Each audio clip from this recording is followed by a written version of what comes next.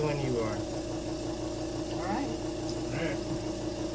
Try to kind of project a little bit because that talk. Oh.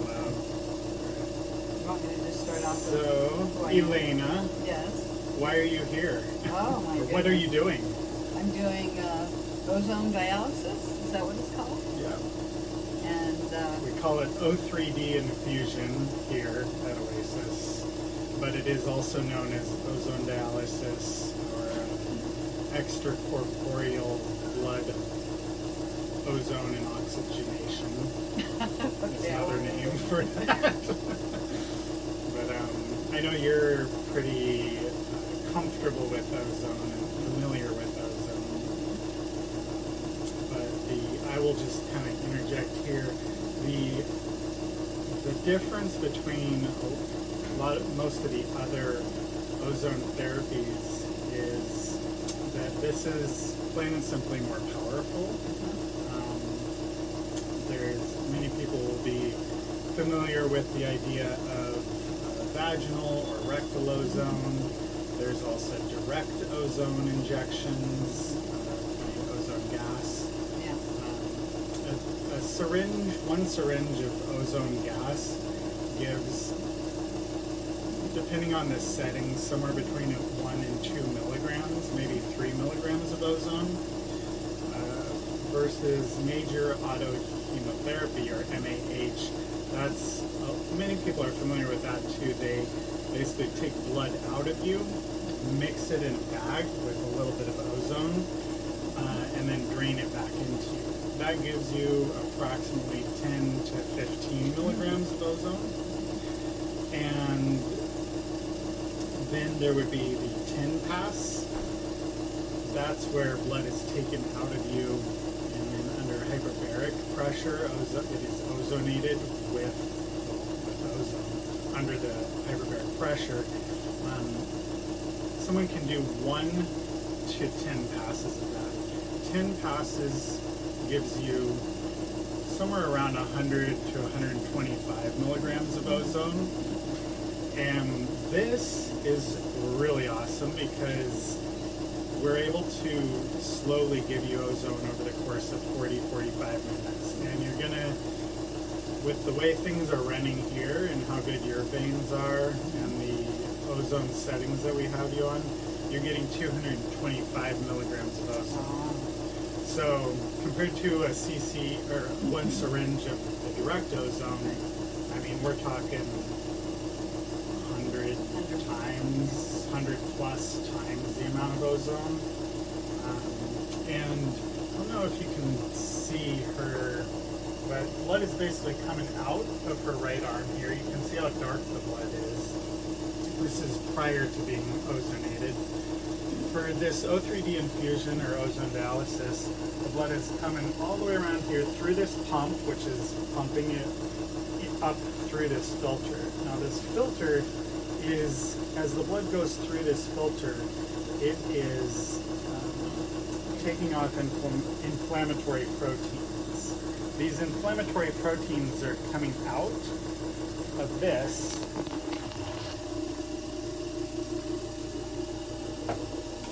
and being pumped into this. You can see some foam. I don't know if you can, but there's foam here. There's a little bit of liquid. We're at the beginning of the treatment, so there's not too much yet, but that's basically inflammation. I don't know if you can, it's not quite long enough for you to see. You can see afterwards. Okay. But that's part of that's the other thing about this therapy, whereas all the other ozone therapies don't have that ability to take out the inflammation. Right.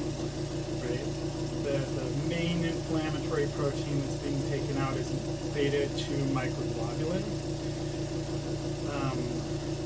But it takes out a lot of inflammatory proteins. And what these inflammatory proteins, when they're accumulated in the body, what kind of problems can contribute to? So inflammation, root of so many chronic diseases, especially.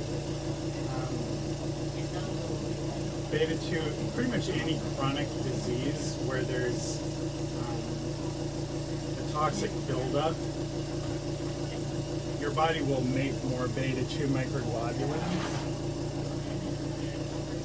So especially an example would be cancer. An individual with cancer is going to have a lot of that particular inflammatory protein. As we age, we'll make more and more. So to take that off is extremely beneficial, and part of what the filter can do also is to decrease the Herxheimer's reaction. Right? Anytime we pump in a lot of ozone or a lot of a particular type of therapy that might cause a die-off reaction from some virus or bacteria or other bug that is imbalanced in our system, or a mold even, as those burst open, they emit all their toxins into our body, and then we actually end up feeling crummier from this therapy that's supposed to make us feel better. In the long run, it's probably a good thing, but in the short run, it can be unpleasant to a person. And so this filter is basically able to filter off the Herxheimer's reaction in simple terms, which is really amazing. Yeah. It makes it's part of what makes this such a well-tolerated therapy. So even though you're getting a huge dose of ozone, it is so tolerated. Now, coming in the top here, we have our oxygen tank, our ozone generator, and then the ozone gets pumped into this filter. And that's why, well, we'll show the light blood over at the end, but basically it comes out the top here, goes through this air trap, and then goes back into the left arm, the other arm.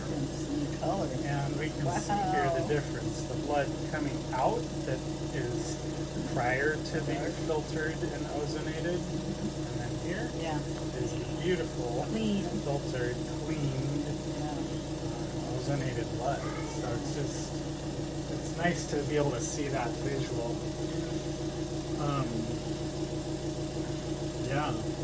So, I don't know, should I say what ozone actually does? Yeah, how did so that would be good for the mitochondria and the telomeres and everything that, runs your cells, The positive charge around the cell surface, right? It's going to be a positive impact. Exactly. Ozone is it's supercharged oxygen, basically. Is what it is. How long can the body go without oxygen? A few minutes before cells start dying. And so to be able to pump blood full of this supercharged oxygen is beautiful, because ozone is directly, as this ozone hits the blood, it is directly germicidal. So any viruses, bacteria, funguses, parasites that are in there, they're going to be instantaneously zapped. It's like oxidized, right? Oxidized, exactly. They're the cell membranes. Yeah, they don't have, cell membranes don't have that protective enzyme coating like a healthy cell. Exactly. Right? So they just burn up. Exactly. Where your healthy cells are neutral Yeah. to the ozone. You got it. Yeah. It's almost like you're well educated on this subject, right? Yeah. Well, I had my first intravenous ozone gas probably about 18 years ago when I had 4 tumors. And it wiped out in 2 weeks I had 7 injections and wiped out all 4 tumors. So I've been a fan for a long time. And then, of course, I don't know if you remember, but you injected ozone into my left knee. And, the meniscus, my knee's perfect. So I'm a big fan, saved my left knee. Yeah. Yeah, I mean, if there was one therapy I was stuck with, it would be this. Yeah. This would easily be my one therapy of choice. And it's natural, it's oxygen. Exactly. It's what's in our atmosphere that binds with the toxins in our atmosphere and oxidizes the toxins in the atmosphere. So it makes sense that it's doing this to the toxins in the body. Yeah, and some people will say, well, ozone is a measurement of air smog, right? But that's like calling a fireman, a bad. That's like accusing the firemen of setting the fire. Right. Basically. They're actually there to detoxify. It cleans the air. Clean the air. And there's so many, what I read is there's so many toxins in our air, you can't measure each toxin, so they just look to see where the ozone's concentrated. Yeah. Yeah, exactly. So ozone is a beautiful thing. It's directly germicidal. It increases the elasticity and permeability of the red blood cell. It does the same thing for the actual blood vessel. So the rouleau effect would go away. Yeah, too. so blood can get sticky. That's what the rouleau effect is. Sticky blood is not good. It's never a desirable thing to have. Many of us have that. The more aged and or diseased we are, the stickier our blood tends to be.